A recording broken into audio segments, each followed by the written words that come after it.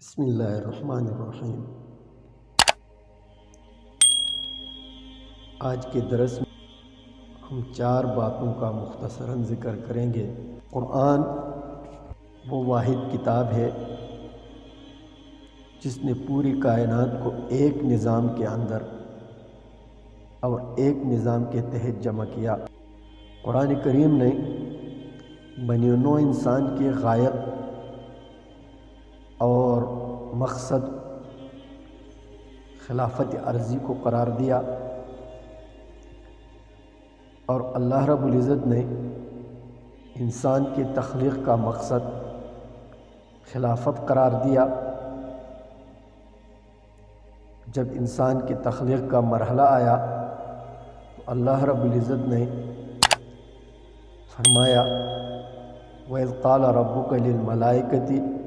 إِنِّي جَاعِلٌ فِي الْأَرْضِ کہ میں زمین میں اپنا خلیفہ پیدا کرنا چاہتا ہوں۔ اس زمین پر جہاں جہاں خدا کی خدائی کا چرچا ہے، ضروری ہے کہ انسان خدا کی نیابت میں جو خلافت کا حاصل ہے وہاں قرآنی معاشرہ قائم کرے۔ پوری دنیا کو ایک نظام میں لانے کا تصور یہی قرآن کا نظریہ خلافت ہے۔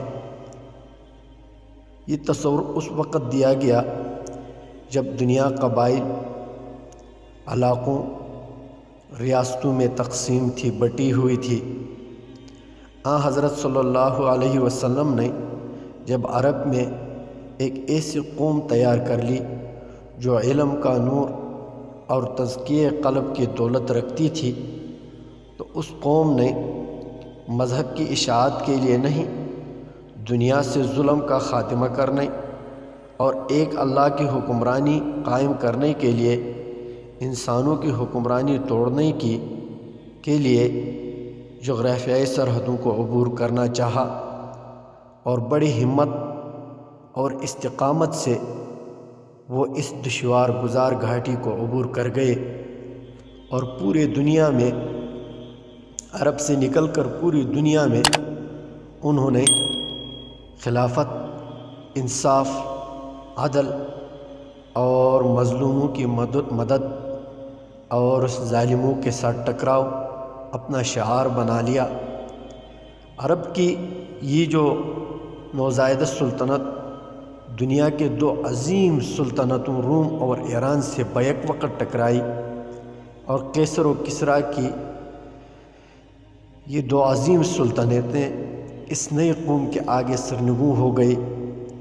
دیکھتے ہی دیکھتے مسلمان یمن، فلسطین، عراق، شام، مصر اور جو ہے اسپین، جنوبی فرانس تک اسی انصاف کے جھنڈے کو لے کر، اسی خلافت کی پیغام کو لے کر، اسی مقصد انسانیت کو لے کر گئے، اور وہاں جا کر انہوں نے اللہ رب العزت کے منشے کی تکمیل کے لیے ہر قسم کی جدوجہد، ہر قسم کی قربانیاں دی، اور سارے انسانوں کے لیے ایک نظام فراہم کیا، اور اس نظام کا نام تھا انصاف، اسلام۔ صداقت قرآن کی اس سے زیادہ روشن دلیل اور کیا ہوگی کہ اس نے پوری دنیا کو ایک وحدت کا شعور دیا، انسان کو زندگی کا شعور دیا، اور مذہب کو صرف آخرت کی نجات کے لیے نہیں بلکہ دنیا میں بھی اسے ایک باعزت اور باآبرو زندگی کا درجہ دیا، اسے زندگی کا سبق اور لاہ عمل کہا۔ قرآن نے اس تصور کو ختم کرنے کے لیے جو خدا کا ہے وہ خدا کر دے، اور جو بادشاہ کا ہے وہ بادشاہ کر دے، ختم کر دیا، اور سارا کام، ہر کام اللہ کے منشا، اللہ کے انصاف اور اللہ کے عدل کے ساتھ کرنا، اور اس کو قائم کرنے کے لیے اسلام کے پیروکاروں نے اپنی زندگی، اپنا مال، سب کچھ صرف کر دیا، اور یہی قرآن کا مقصد، انسانیت کی تخلیق کا مقصد تھا، جس کو مسلمانوں نے حتی الامکان پوری کرنے کی کوشش کی۔ دوسرا عنوان، پہلی کتابوں میں قرآن کے عالمی ہونے کا اور صداقت کا بیان۔ اصل میں قرآن کریم میں پہلی کتابوں کے حوالے سے حضرت صلی اللہ علیہ وسلم کی رسالت کی نشانات میں ایک نشان یہ دیا گیا کہ نبی علیہ الصلوۃ والسلام کے اوصاف میں فرمایا سورۃ اعراف کے آیت میں کہ یضع عنہم اسرہم والاغلال التی کانت علیہم، یعنی وہ پیغمبر قوموں کے بوجھ اتارے گا اور طوق غلامی جو ان پر ڈالے گئے ہیں انہیں اتارے گا، قوموں کو غلامی سے چھڑائے گا، مظلوموں کو ظلم سے نجات دے گا۔ قوموں کے بوجھ اتارنا اور انسانی غلامی کے طوق جو ان کے گلے میں پڑے ہوئے تھے انہیں کھولنا اسی پیغمبر کا کام ہو سکتا ہے جس کی رسالت بین الاقوامی ہو، پورے انسانوں کے لیے ہو، پوری زمین پر اس کی عدالتیں قائم ہو، اس کی آواز ممالک صرف اندر تک نہیں جزیروں تک پہنچے، اور اس کے پاس ایک شریعت ہو جسے وہ نافذ کرے، اور وہ شریعت اس کے ضامن ہو کہ مظلوموں کی مدد ہو، لوگ غلامی سے چھٹکارا پائے اور ظالم کا ہاتھ تھامے۔ یہ سارے اس کے ذمہ داری میں ہونا ضروری ہے، اور یہ عالمی سطح پر ہونا ضروری ہے، کیونکہ اگر کسی علاقے کسی خاص قوم کے ساتھ اگر کوئی پیغمبر کسی خاص قوم یا کسی خاص گروہ کے لیے مبعوث ہوتا ہے، اس کی ذمہ داری اتنی بڑی نہیں ہو سکتی۔ موجودہ بائبل جس شکل میں بھی ہے، اس میں حضور صلی اللہ علیہ وسلم کے رسالت کی یہ جلی نقوش موجود ہے، اور اس کی جو اردو ترجمہ ہے وہ کچھ اس انداز سے ہے کہ دیکھو میرا خادم جس کو میں سنبھالتا ہوں، برگزیدہ جس سے میرا دل خوش ہے، میں نے اس پر اپنے روح ڈالی، وہ قوموں میں عدالت جاری کرے گا، وہ نہ چلائے گا اور نہ شور کرے گا، اور نہ بازاروں میں اس کی آواز سنائی دے گی، وہ مسلے ہوئے سرکنڈے کو نہ توڑے گا اور ٹمٹماتی بتی کو نہ بجھائے گا، وہ راستی سے عدالت کرے گا اور مان نہ ہوگا اور ہمت نہ ہارے گا جب تک عدالت کو زمین پر قائم نہ کر لے۔ جزیرے اس کی شریعت کا انتظار کریں گے، اندھوں کے آنکھ کھولے اور اسیروں کو قید سے چھڑائے، اور ان کو جو اندھیرے میں بیٹھے ہیں قید خانے سے چھڑائے۔ اے سمندر پر گزرنے والوں اور اس میں بسنے والوں، اے جزیروں اور ان کے باشندوں، خداون کے لیے نیا گیت گاؤ، زمین پر سر تاثر اسی کی ستائش کرو، بیابان اور اس کی بستیاں کیدار کے آباد گاؤں اپنے آوازیں بلند کریں، صلا کے بسنے والے گیت گائیں، پہاڑوں کی چوٹیوں پر سے للکاریں، وہ خدا کا جلال ظاہر کریں اور جزیروں میں اس کی ثناءخوانی کریں۔ یہ یسعیاء باب 42 نبی علیہ الصلوۃ والسلام کی تعریفی کلمات ہے جو انجیل کا ایک حصہ ہے۔ اس پیشن گوئی میں یہ الفاظ ملحوظ رکھیں کہ کیدار کا لفظ حضرت اسماعیل علیہ السلام کے صاحبزادے کا نام ہے۔ اب آپ خود فیصلہ کریں کہ کیدار کے آباد گاؤں شام میں ہو سکتے ہیں یا عرب میں،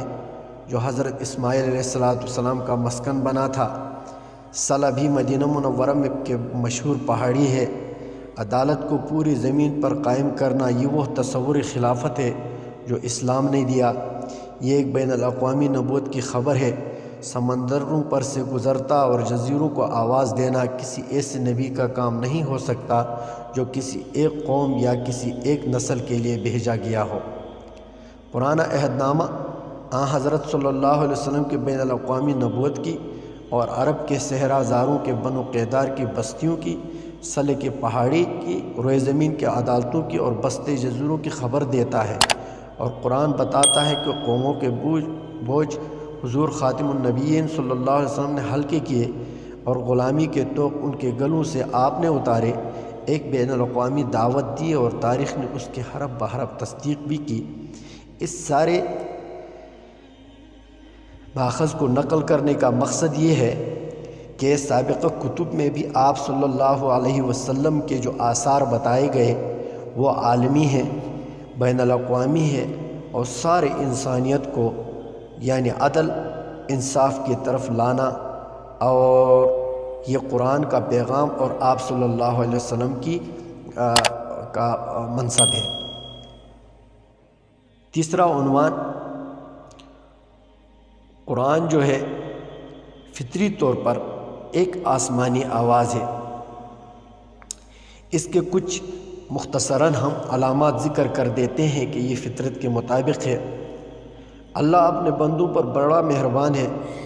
اور اس نے کائنات کو جو فطرت بخشی اس کے مطابق وہ یہاں اپنے بندوں کی زندگی چاہتا ہے۔ آسمانی کتاب وہی ہونی چاہیے جو فطرت کے ان تقاضوں کے مطابق ہو۔ ہم یہاں ان کا ایک مختصر خاکہ پیش کرتے ہیں تاکہ سامعین کو فائدہ ہو، اور قرآن فطری ہونے پر ایک مختصر نوٹ بھی ہو۔ نمبر 1 یہ کہ اس کی تعلیم ممکن العمل ہو، امکان بشری سے باہر نہ ہو، ہر انسان اس کو سیکھ سکتا ہو اور سیکھنے اور سمجھنے کی صلاحیت ہو۔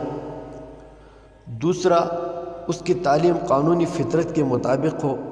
خلاف فطرت نہ ہو، یعنی کوئی ایسا تعلیم نہ ہو جس سے انسان کی جو فطرتی سلیمہ ہے وہ اباء اور انکار کرتی ہو۔ تیسری خصوصیت قرآن کی، اس کی تعلیم عقل انسانی سے ہم آہنگ ہو، خلاف عقل نہ ہو، کیونکہ جو باتیں خلاف عقل ہوتی ہے ان کو فہم کرنا مشکل ہوتا ہے، ان کو سمجھنا مشکل ہوتا ہے، اور ان پر عمل کرنا دشوار ہوتا ہے۔ چوتھی، اس کے داعی اور اس کے ساتھیوں کا خود اس تعلیم پر پورا عمل ہو، اور ہم دیکھ رہے ہیں کہ اپنے نقطۂ آغاز سے لے کر آج تک اس کو ماننے والے اس پر عمل کر رہے ہیں، صحابہ نے، تابعین نے، تبع تابعین نے، پھر سارے مسلمانوں نے قرآن کے تعلیمات حاصل کیے اور ان پر پورا عمل کیا۔ پانچواں، اس کا داعی جو لوگوں کو گناہوں سے بچنے کو کہیں خود معصوم ہو،